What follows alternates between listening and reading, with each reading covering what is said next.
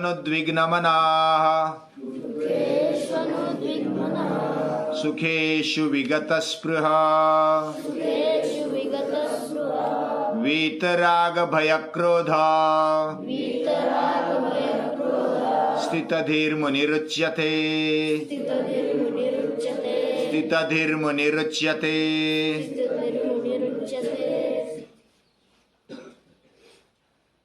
भगवान श्री कृष्ण को हम नमस्कार कर रहे हैं। उसके जीवन के बारे में हम समझने की प्रामाणिक कोशिश कर रहे हैं। अपने अपने बुद्धि के मुताबिक, भाव के मुताबिक हमें उसको समझना है। समझना ही उनके लिए नमस्कार है। केवल समझना ही नहीं है, उनकी भक्ति करनी है, पूजा करनी है। कृष्णो भूत्वा कृष्णम यजेत, कृष्ण होकर के कृष्ण की पूजा करनी चाहिए। कृष्ण होकर मतलब कृष्ण ने जो भी अपने जीवन में जिया, अलग अलग सद्गुण उनके जीवन में दिखाई देते हैं, वह सद्गुण हमारे जीवन में भी आ जाए, इसका प्रामाणिक प्रयास तो हम कर ही सकते हैं। रामो भूत्वा रामम यजेत, राम होकर राम की पूजा हो। शिव भूत्वा शिवम यजेत, शिव होकर शिव की पूजा की जाए। यह हमारी संस्कृति बताती है कि इसकी पूजा करनी है तो केवल हल्दी कुंकु पुष्प अक्षदा चढ़ाया, माला चढ़ाई, आरती उतारी, प्रसाद खाया, हो गई पूजा। ये तो बाह्य कर्मकांड है। लेकिन हमारे जीवन में उसके कुछ अंश उतरते हैं क्या? अगर उतरते हैं तो ये उनकी पूजा है। ये सही अर्थ में पूजा है। भले हल्दी कुमकुम न चढ़ाया जाए, भले उनकी आरती न उतारी जाए। आरती का अर्थ ही होता है आसमंतात रति, रति यानी प्रेम। सभी आसमंत में उसी भगवान को देखना, उसका प्रेम देखना, उसके प्रेम का अनुभव करना, यह आरती होती है। आरती भले हम न उतारे जैसे कर्मकांड में करते हैं, लेकिन मन में अगर भगवान के प्रति प्रेम है, उसको पूरी सृष्टि में देखने का प्रयास करते हैं। प्रामाणिकता से हमें दिखाई देता है। अगर सचमुच अगर हम देखेंगे तो भगवान बसा है पेड़ों में, फूलों में, फलों में, नदी में, नाले में, आकाश में, सूर्य में, चांद में, वो बसा हुआ है।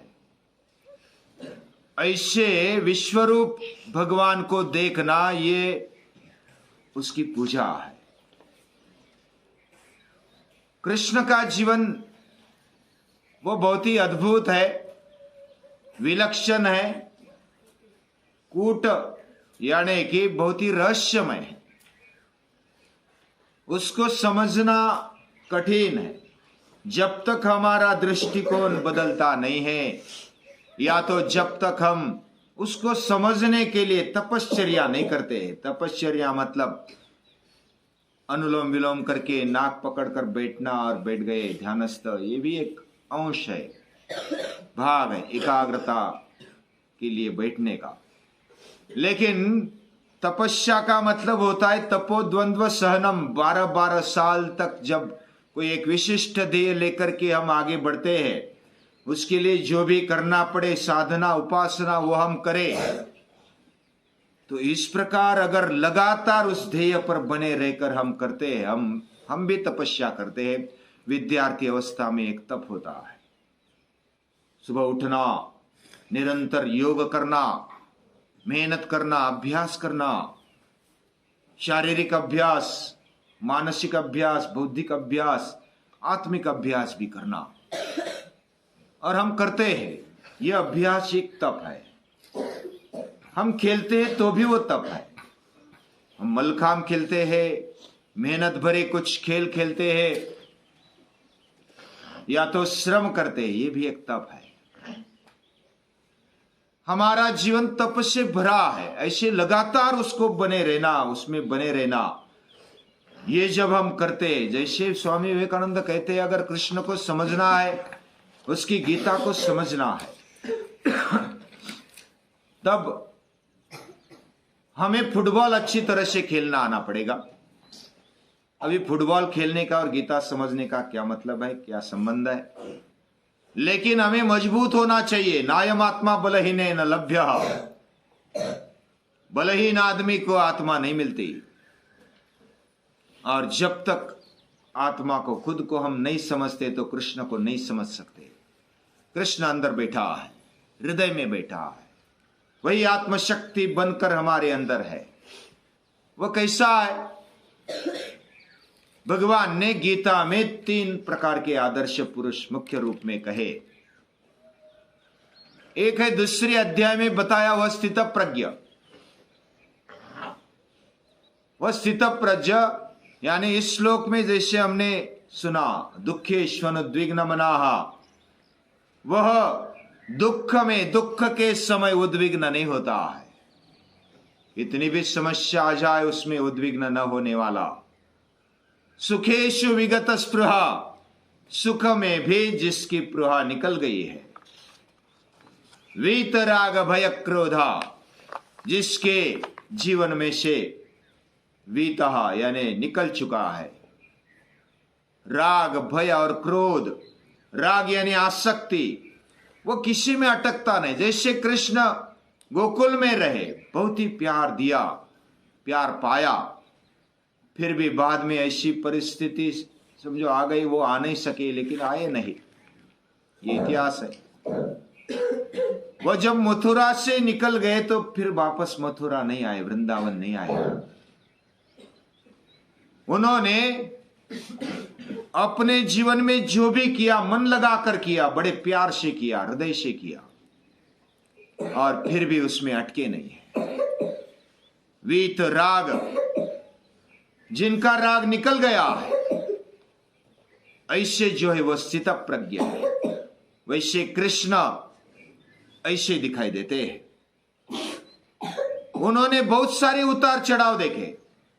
बचपन में जन्म ही उनका जेल में हुआ। जन्म होने के बाद बहुत सारे समस्याओं का सामना करना पड़ा। समस्याओं का सामना करने के बावजूद भी वह आनंदी रहे और बड़े खुश रहे। समस्याओं को उठाया उन्होंने। कंस चाणूर जैसे दुष्टों को मारा, कंठ स्नान दिया। वे गुरु के वहां रहे, पढ़ाई की, उधर भी सभी को अपना बनाया। सुदामा जैसे मित्र, यानी निर्धन होते हुए भी उन्होंने अपनाया और मरते दम तक अपनाया है। ऐसा नहीं कि बस टेम्पररी मैत्री की फिर छोड़ दी, उनको अपनाया है। ऐसे अलग अलग स्थान पर, जैसे मथुरा में रहते सभी को अपना बनाया, संस्कृति का काम करने के लिए खड़ा कर दिया, उनके लिए जी जान देने के लिए तैयार रहते थे, इतना प्रेम दिया। इसलिए वो हृदय सम्राट है। अभी भी हम उनको याद करते हैं, कृष्ण को, राम को याद करते हैं, अलग अलग महापुरुषों को याद करते हैं। महापुरुषों के जीवन को हम जैसे कृष्ण को अवतार समझते, पूर्ण अवतार समझते, फिर भी मनुष्य रूप में उनको समझना। वो मनुष्य बनकर के आए, मां के पेट से आए, हम भी मां के पेट से आए। हमने जो भी सहा होगा उससे कई गुना अधिक उन्होंने सहा है। उन्होंने दुख उठाया, फिर भी विचलित नहीं हुए, उद्विग्न नहीं हुए। उन्होंने सुख भी भोगा। वह गोकुल में भी रहे तो बड़े आनंद से रहे। उनके शरीर पर अलंकार दिखाई देते हैं। जब सांदीपनि के ऋषि के आश्रम में गए तो वीतराग बन गए, यानी पूरे सामान्य वस्त्र पहनकर वो आश्रम में रहे। उन्होंने जब अलग अलग राक्षसों को मारा तो भयभीत नहीं हुए। भय क्रोधा, वीतराग भय क्रोधा, कभी भी भीति उनके जीवन में नहीं दिखाई देती। वो रण से भी भागे लेकिन भय से नहीं भागे, डर से नहीं भागे, वह विचार पूर्वक भागे। भागने में भी उनके पीछे कुछ अर्थ है, कुछ दृष्टिकोण है। उनके मन में डर नहीं है, उनके जीवन में डर नहीं है, वो निडर है और इसलिए बोल सकते हैं अभयम सत्व संशुद्धि ज्ञान योग व्यवस्थिति। अभय ये उनके जीवन का प्रथम ये गुण है। उनके जीवन में कभी क्रोध बार बार से दिखाई देता है, लेकिन उन्होंने किसी पर क्रोध किया और बाद में कट्टी ले ली, ऐसा नहीं है। वह दुष्ट के साथ भी संवाद करते थे, दुर्योधन के साथ भी संवाद करने के लिए लास्ट तक वो बने रहे। जो भी शिशुपाल हो या जरासंध, उनके साथ कभी ऐसा बेबनाव या तो ऐसे कभी भाषण बंद नहीं किया, संवाद छोड़ा नहीं। वो लगातार उनको लगता था कि हम संवाद के रूप में बने रहे, हो सकता है कभी बदलाव आ जाए। दुर्योधन के भी समझाते रहे, शकुनी को भी समझाते रहे, भीष्म और द्रोण को भी समझाते रहे, अलग अलग तरीके से समझाया होगा, लेकिन संवाद जारी है। कभी किसी से ऐसा बोलना बंद नहीं किया। उनका जीवन वह वीत राग भय क्रोधा, जब युद्ध चल रहा है तब भी संवाद जारी है। भीष्म को मारना है तो भी संवाद किया है, आपको कैसे मारा जाए। द्रोण को मारना है तो भी संवाद किया है कि आपने अभी तक जो भी पाप का साथ दिया है, पापियों का साथ दिया है, ये अच्छी बात नहीं है, अभी भी मान जाओ। द्रोणाचार्य भी दुर्योधन को फिर बताते हैं, उनको भी लगता है वो हृदय से अच्छे हैं, सच्चे हैं, उन्होंने अपने आप को मान लिया और बलिदान दे दिया है। लास्ट में तो छोड़ दिया, शस्त्रास्त्र छोड़ दिए। फिर कर्ण को भी बोले तेरी सेवा में मैं रहूंगा। अलग अलग राजाओं से, धुरंधरों से, शकुनी से, धृतराष्ट्र से, कृपाचार्य से वो बोले हैं, संवाद किया है। उनकी बुद्धि स्थिर है, स्थित प्रज्ञ है। वह जब युद्ध के अंतिम समय, जब दुर्योधन को मारना था, वो बोला कि अभी भी, कृष्ण बोले, बाकी भी बोले कि अभी भी समय है, तू बच सकता है, तू स्वीकार ले। लेकिन वो बोला कि अभी भाई चले गए, उसके भी समझ में आता है कि अभी मैं भी नहीं बचूंगा। फिर भी बचने के लिए वो प्रयास करता है। गांधारी उसकी माता है, वो उसको पूरी पट्टी खोलकर नजर लगाती, लेकिन उसने कमर में पट्टा बांध रखा है तो उधर वज्र जैसा शरीर नहीं बना, और भीम ने जांग फोड़ दी। यह होने के बाद भी बलराम क्रोधित होता है, उसका सगा भाई, बड़ा भाई क्रोधित होता है, और क्रोधित होने के बावजूद भी वो शांत रहते हैं। और जब पूरे जीवन भर जिसने धर्म पाला नहीं, उसके बारे में अभी सोचना अच्छी बात नहीं, बलराम को समझा दे। जब बलराम को समझाने लगते हैं तो बलराम भी शांत हो जाते हैं। पहले तो क्रोधित होते हैं, लेकिन कौन से भी समय में सुभद्रा का हरण कर लिया अर्जुन ने, तब भी सभी क्रोधित हो गए। बलराम भी क्रोधित होता, युद्ध के लिए तैयार हो जाते हैं, लेकिन वो स्थिर है, शांत है, तेजस्वी है, फिर भी शांत है। नमः तेजस्वी। ऐसे कृष्ण का जीवन, ये सभी पूरे महाभारत का युद्ध हुआ। उसके बाद जब अर्जुन को बोलते कि रथ के नीचे उतर, पहले उतर जा, उसको मालूम है कि बहुत सारे दिव्य शस्त्रास्त्र इस पर रथ पर आए हैं, उसने यानी कृष्ण ने उसको रोक कर रखा। इतना रोक कर रखा है, अपने भक्तों के लिए वो कुछ भी करने के लिए तैयार है। इसका प्रमाण है, अर्जुन सखा है, भक्त है, भक्त सखा भगवान, ये भक्त है, सखा है। ऐसे सखा के लिए, भक्त के लिए कुछ भी करना पड़े तो वो करने के लिए तैयार है। गीता में भी बोलते न मे भक्त प्रणश्यति योगक्षेमम वहाम्यहम, मैं तेरा योगक्षेम चलाऊंगा, तू चिंता मत करना। हम चिंता करते रहते हैं, लेकिन अनन्य चित्त से जो भगवान को चाहता है, भक्ति करता है, उसको चिंता करने की आवश्यकता नहीं होती। जिसने कृष्ण को उठाया, ऐसे शिवाजी महाराज का भी हम शॉर्टकट में देखते हैं, उनका जीवन भी वैसा ही है। उन्होंने मनुष्य बन करके जीवन जिया है और सुख आया है, दुख आया है। शिवाजी महाराज, उनके जीवन में भी कुछ दोष दिखाई देते, कुछ अच्छी बातें दिखाई देती है। फिर भी जब भवानी माता को याद करते, जगदम्बा को याद करते, तो उनका बैलेंस आ जाता है।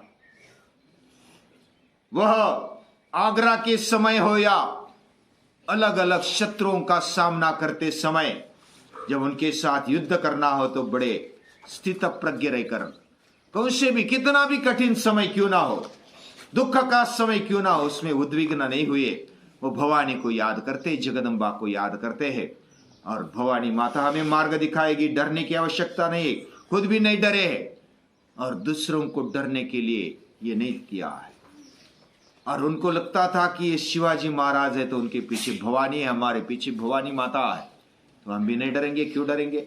हमारे अंदर भगवान बसा है। सर्वस्य चाहम हृदय सन्निविष्टो, किसको डरने की आवश्यकता नहीं है। ये डर जो हमारे अंदर बैठता है, ये सबसे पहला शत्रु होता है। और जब डर आता है तो क्रोध आता है। जो क्रोधित होने वाले हैं ना, वो ज्यादा डरते हैं, इसलिए तो क्रोधित होते हैं।